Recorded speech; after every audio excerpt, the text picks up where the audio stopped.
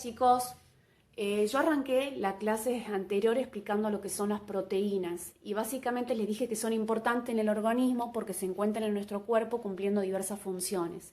Son macroestructuras, son polímeros de alfa aminoácidos formadas por 20 aminoácidos que van a tener en su estructura, lógicamente, un carbono central llamado alfa, que es el vecino al grupo carboxilo, un grupo amino, un átomo de hidrógeno y una cadena lateral que va a ser diferente en los 20 aminoácidos, chicos, para ver si en los videos se graba corto, pero bueno, sí. Bueno, entonces les decía que las proteínas son macroestructuras formadas por carbono, hidrógeno, oxígeno, nitrógeno y en algunos casos azufre. Bien, esas macroestructuras que se denominan polímero por estar formada por muchos aminoácidos, lógicamente van a tener diversas funciones en nuestro cuerpo dependiendo de dónde se encuentren. Y es importante tener en cuenta que la síntesis de proteína va a estar regulada por los genes, que dónde están lógicamente en el ADN. Está a partir de ese ADN yo expliqué que se puede generar un ARN mensajero y después la proteína.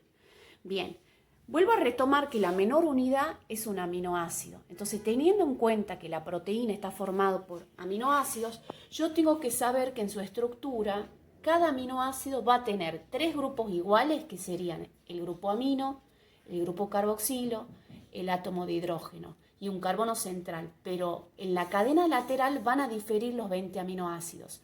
¿Y cuáles son? Vamos a clasificarlos en alifáticos cuando en la cadena lateral tienen un grupo carbonado o tienen átomo de hidrógeno. ¿Cuántos son los alifáticos no polares? Porque no se disuelven en agua. Alanina, que tiene en la cadena lateral metil. Glicina, que tiene en la cadena lateral un átomo de hidrógeno. Valina, que tiene en la cadena lateral un isopropil. Leucina, que tiene en la cadena lateral un isobutil. Y también tenemos isoleucina, que en la cadena lateral va a tener un sec-butil. Y el más complejo de los alifáticos es la prolina, que si ustedes observan en la cadena lateral va a tener 3 grupos carbono, hidrógeno 2 y van a estar conectados al carbono alfa y al grupo amino. O sea que es bastante compleja su estructura. Y podemos pasar ahora a ver cuáles serían los aminoácidos aromáticos, que van a tener en la cadena lateral grupos que tienen lógicamente benceno. Tenemos la fenilalanina, que es no polar, porque lógicamente al tener una estructura de carbonos y de hidrógenos no genera uniones puente hidrógeno con el agua. O sea, todos los carbonos, los hidrógenos que vieron en química, los alcanos, alquenos y alquinos, estructuras carbonadas, no se disuelven en agua. Fenilalanina. Tirosina, que es muy parecida a la fenilalanina, pero tiene un grupo hidroxi en la cadena lateral. Entonces les decía que en el caso de la síntesis de proteínas es importante tener en cuenta que una parte del ADN que está en el núcleo tiene que abrirse las cadenas para que el ARN mensajero pueda ser copiado. Y para eso necesito de una enzima llamada ARN polimerasa. No se olviden que las cadenas de ADN van a tener bases púricas y pirimidínicas que están obviamente organizadas por nucleótidos. Entonces, ¿cuáles son esas bases? Para el ADN les dije que es adenina, guanina, timina y citosina. Y para el ARN la única diferencia es que se reemplaza timina por uracilo.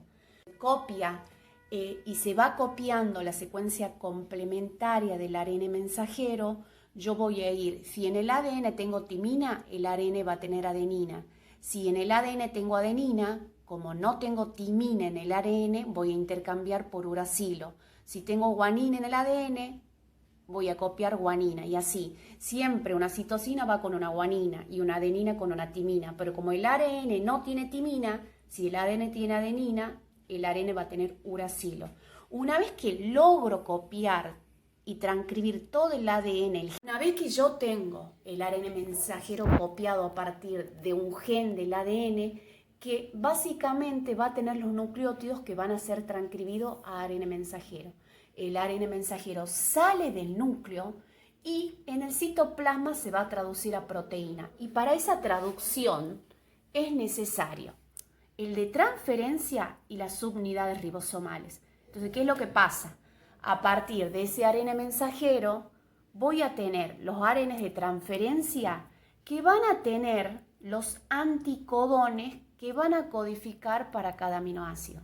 Repito, el ARN de mensajero va a tener adenina, uracilo, guanina, todo lo que ustedes les estoy diciendo, los nucleótidos que van a codificar de A3, triplete para cada aminoácido.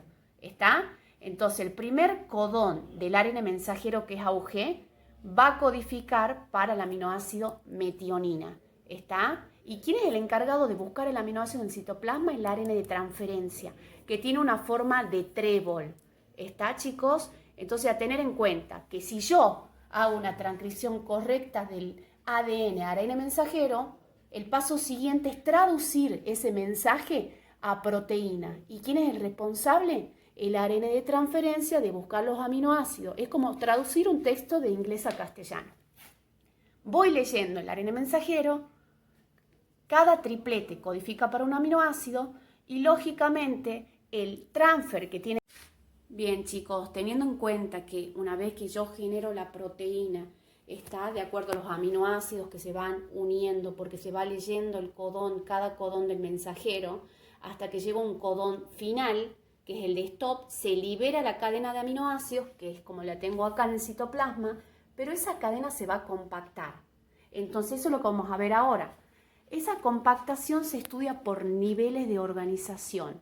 La primera, que es la estructura primaria, que lógicamente tiene que ver con el orden que va uniéndose cada aminoácido y con las veces que se repite cada uno. Entonces, esto tiene que ver con la secuencia, orden de los aminoácidos y con la composición, que sería las veces que se repite. Por ejemplo, en esta secuencia yo tengo que alanina está en primer orden y se repite 1, 2, 3, 4 veces. ¿Para qué analizo la estructura de la proteína? Para ver su funcionalidad. Y si yo analizo la estructura, esto nos permite conocer el mecanismo de acción de la proteína a nivel molecular y su relación con otras proteínas similares y la función que tiene.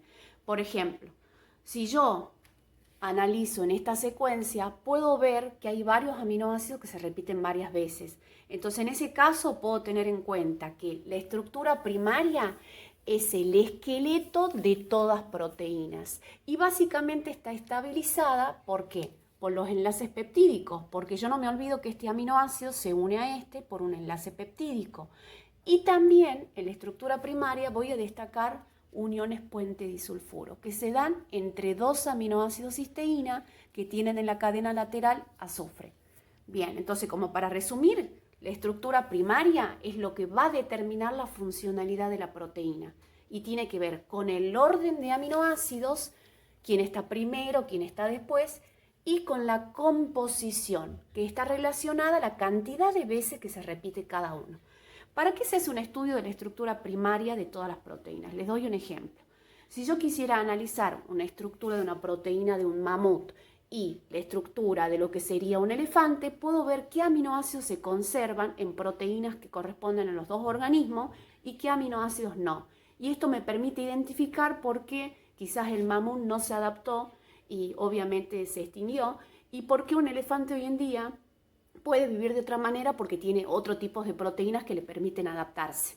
Bien, eso sería la estructura primaria, chicos.